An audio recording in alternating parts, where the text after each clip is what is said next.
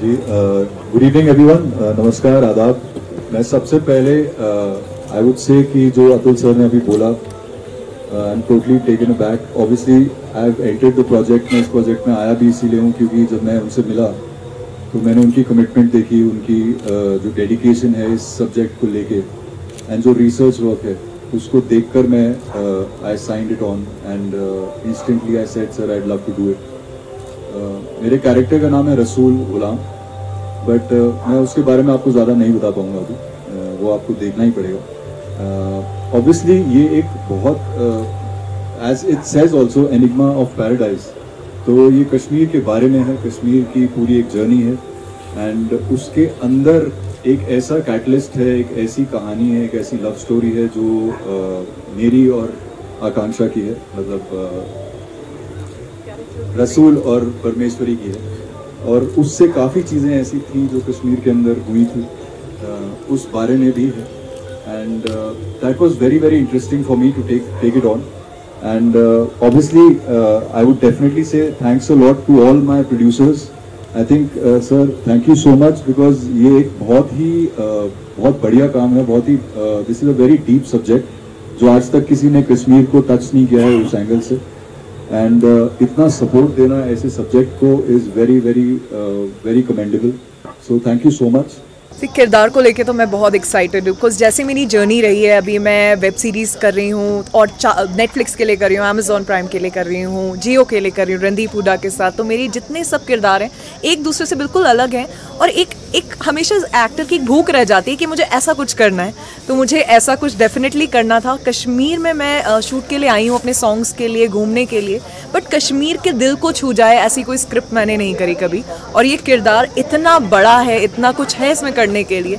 मैं I feel very lucky कि मैं बहुत एंड में आई हूँ इस प्रोजेक्ट में। बहुत लोगों को टेस्ट करने के बाद फाइनली ये डिसाइड हुआ है कि मैं ये रोल करूँगी and I am very happy कि मैं सिलेक्ट हुई इसके लिए, बिकॉज उनसे ज़्यादा मैं एक्साइटेड हूँ। और बहुत रिसर्च की गई है इस रोल के लिए, सीरीज़ के ऊपर, और काफ़ी लंबी जर्नी है। तो मेरी growth as an artist, as a character, बहुत कुछ फ्लेवर्स हैं, लव स्टोरी भी है, ड्रामा है, बहुत इमोशंस हैं एक अलग अलग इस कैरेक्टर के, काफ़ी कुछ है प्ले करने के लिए। तो मैं बहुत एक्साइटेड हूँ कि मैं यहाँ पे हूँ। समझाने कुछ नहीं रखा सर, क्या है हिमांशु जी कि वो लोग दे आर वेरी प्रोफेशनल, और ये जो कल शूट किया, आज शूट किया, मैं तो बहुत मतलब अचंभित भी हुआ कि कश्मीरियत लैंग्वेज और कश्मीरियत जो टोन था वो उन्होंने पकड़ लिया जी। ये अपने आप में बहुत बड़ी बात थी।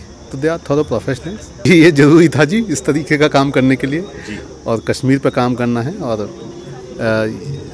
10 एपिसोड हैं 45 मिनट के, 4 सीजन का प्लानिंग कर रहे हैं, तो उस तरीके की व्यवस्था तो लेके चलनी पड़ेगी।